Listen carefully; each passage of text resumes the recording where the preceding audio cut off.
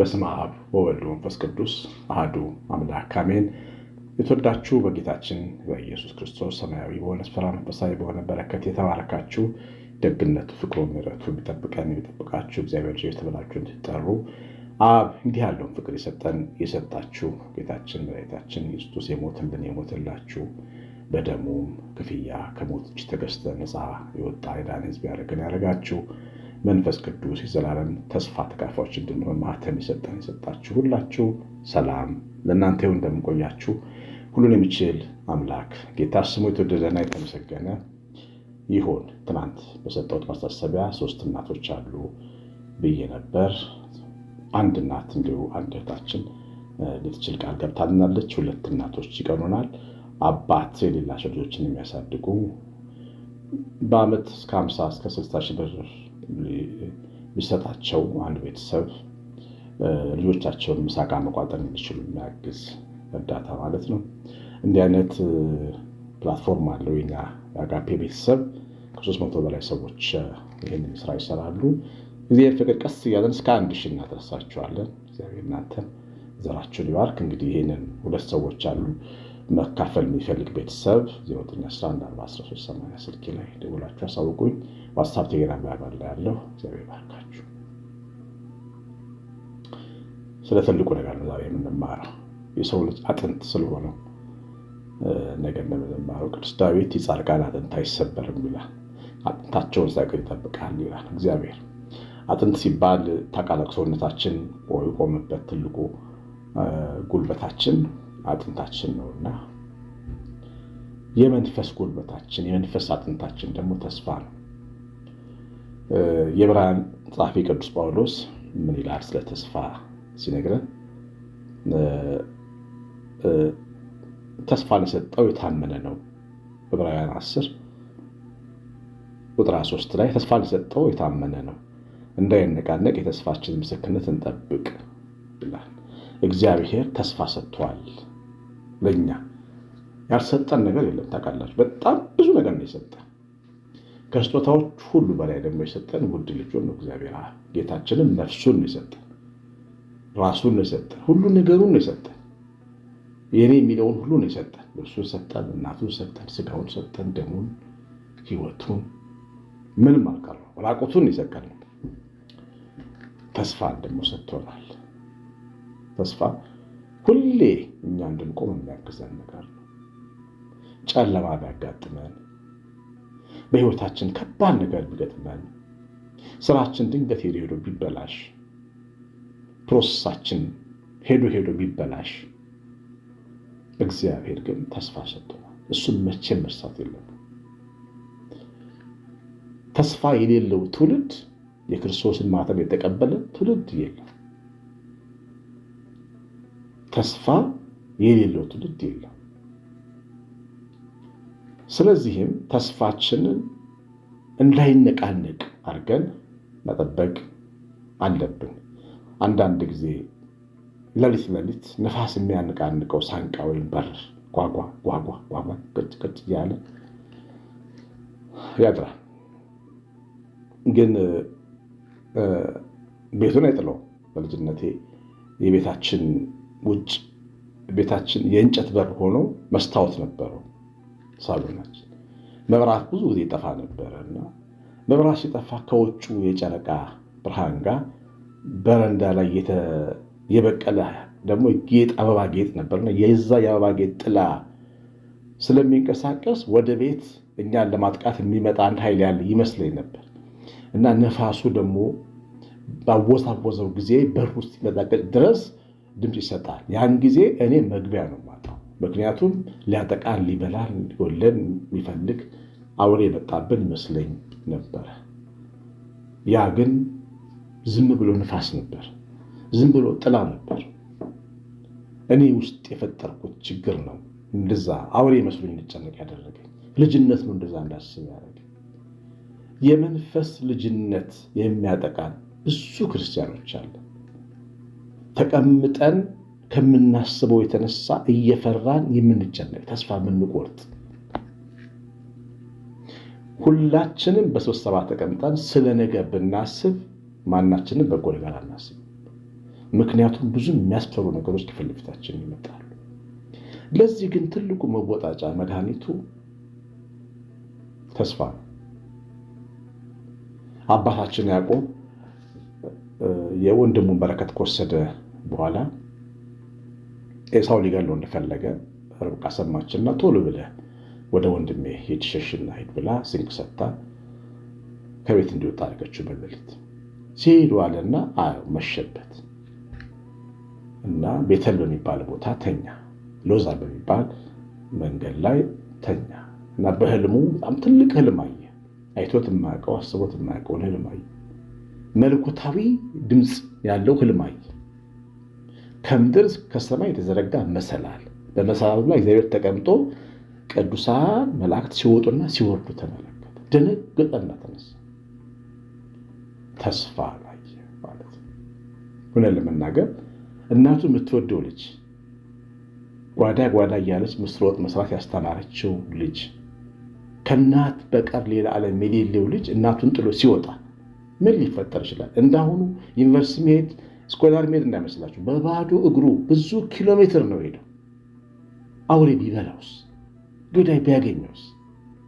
ባሪያ ፈንጋዎች ቢወስዱትስ? ርብቃም አምላኳ የተናገራትን ስለማትተው ስለማትረሳ ገና በማፀን ሳለ ወንድሙን ሲገፋ ምንድነው ራስ ስትጸልይ ገዢ ነው ታናሹ ታላቁን ይገዛል የሚል ተስፋ ስላላት ከቃሉ የተነሳ አምና ልጇን ወደ ሶሪያ ለመላክ ወደኋላ አለች። እግዚአብሔርን አመነች። ምንም አይሆንም ብላ አመነች። ለያዕቆብ ግን ያ በጣም ከባድ ሌሊት ነበር። ብቻውን ነው። ዘመድ የለ፣ ወገን የለ፣ ወንድም የለ፣ እህት የለ፣ ትዳር የለ። ምን ባዶ እጁን ነው የሄደው። ግን እግዚአብሔር ተስፋ ሰጠ። የሚበራ ተስፋን በህልም አሳየ። መሰላል አለህ፣ የምትወጣበት መሰላል አለ። አንተ ወድቀህ አትቀርም። አንተ ወደ ላይ የምትወጣ ነህ። እጆች የሚይዝ እግዚአብሔር የሚባል አምላክ አለ፣ እንዳትፈራ። አንተን የሚያገለግሉ ቅዱሳን መላእክት ይወጣሉ ይወርዳሉ፣ እንዳትፈራ ብሎ ተስፋ ሰጠ። ተስፋን ደግሞ የሰጠ የታመነ ያዕቆብ ተነስቶ ስለተሳለ ዘይትም አፈሰሰ፣ እግዚአብሔርን አመሰገነ፣ ባረከ። ተስፋን ተቀብሏል። ጉልበት አገኘ። 21 ዓመት የኖረበት ጉልበቱ በሶሪያ ይሄ ነው። የእግዚአብሔርን ተስፋ እየተመለከተ አጠገቤ አምላክ አለ እያለ የሄደበት ሀገር አልተመቸውም። አጎቱም የእናቱም ወንድም ክፉ ሰው ነበር። ከዚህ ሁሉ በላይ ግን ተስፋውን ያቆመው አያችሁ። የእግዚአብሔር ልጆች ተስፋችንን የሚነቀንቁ ብዙ ነገሮች አሉ። እንዳይነቃነቅ ነው የሚለን። ሰምታችሁት ከሆነ ዕብራውያን ጻፍ እንዳይነቃነቅ ማለት የሚያነቃንቁ ተስፋን የሚያነቃንቁ ነፋሳት አሉ ማለት ነው። የታለ የሚለው በሽታ ሊሆን ይችላል፣ ኪሳራ ሊሆን ይችላል፣ የነገሮች መበላሸት ሊሆን ይችላል፣ ሰላም ማጣት ሊሆን ይችላል። ብዙ አይነት ነገሮች ህይወታችን ላይ ሊመጡ ይችላሉ። የሚያጠቃው ተስፋችን ይሆናል። በዛ ተቃራኒ ሰይጣን የሆነ ነገር ሲጎድለን ይመቸዋል፣ በዛ ያጠቃል። ራቆታችንን ስንሆን ራቆትን ነው ያለ እንድንደበቅ ያደርገናል። እግዚአብሔር ፊት ጉድለታችንን እየቆጠረ እያስያዘ እንድንመረር ያደርገናል። መንገዶች ዝግ እንደሆኑ አድርጎ ያሳየናል።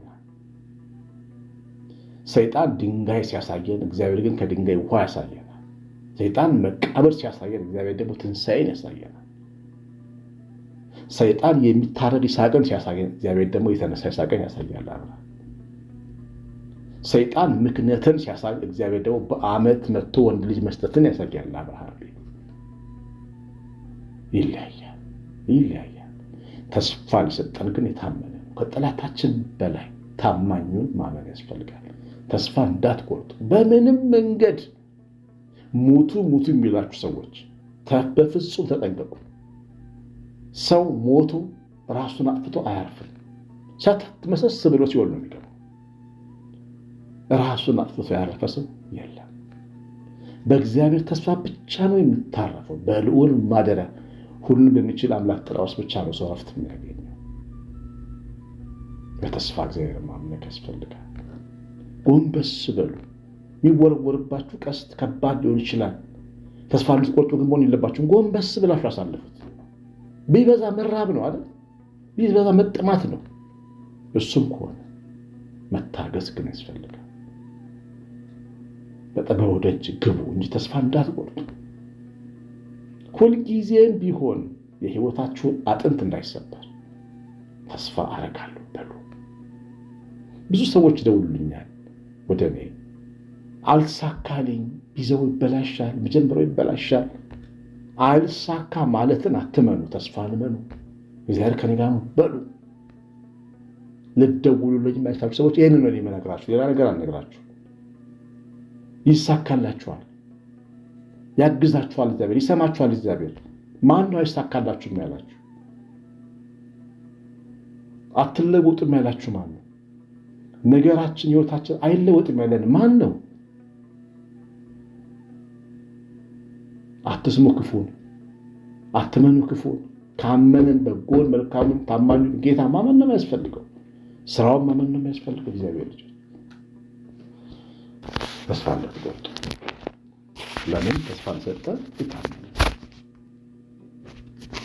ደጅ ላይ ሲመጣ በሁለት ነው የምነግራችሁ፣ ተስፋ ያለ አይመስልም። ለእስራኤል ከግብፅ ወጥተው ሊሻገሩ ሲል ትልቅ ኤርትራ ባህር ይጠብቃቸው። ተስፋ ያለ አይመስልም። ጀልባ የለ፣ መርከብ የለ። ህዝቡ ሆ ብሎ አለቅን አለ። ሙሴ ልታስጨርሰን መጣህ አለ። ሰው ካላመነ እንደዚህ ነው የሚያስበው። እውነቱን ነው፣ እውነታቸውን ነው። ምክንያቱም ምን ተስፋ ለብታለ? ታማኝ እግዚአብሔር ግን ሰማይ ላይ ነበር። ውሃን የሚከፍል አምላክ ነበር። በውኆች መካከል በደረቅ የሚያሳልፍ አምላክ ነበር። ይህን ተስፋ የሰጠ እግዚአብሔር ታማኝ። ስለ ጮህንበት ሐሳቡን አይቀይርም። አትጮህብኝ ብሎ ባህር ይከፍላል። ሁልጊዜ የማይመስል ነው የሚመስለው ተስፋ ማመን። እግዚአብሔር ከኔ ጋር አለ፣ ተስፋ አደርጋለሁ ማለት ግድ የለም በርታ ጉልበቴ ማለት።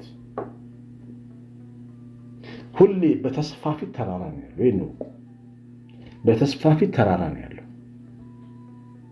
ተስፋ ግን ተራራን ሜዳ አድርጎ ነው የሚያሳየው። እግዚአብሔር ላይ ያለ ተስፋ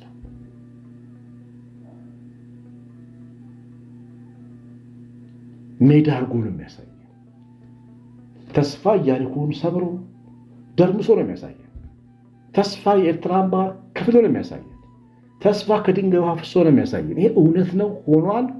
በቃ አይለወጥም። ተስፋ እንዳትቆርጡ እግዚአብሔር ልጅ።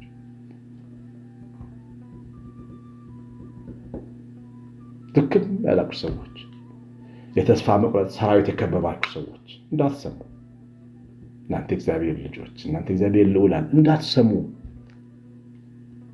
በደረጃችን ልክ እናስብ።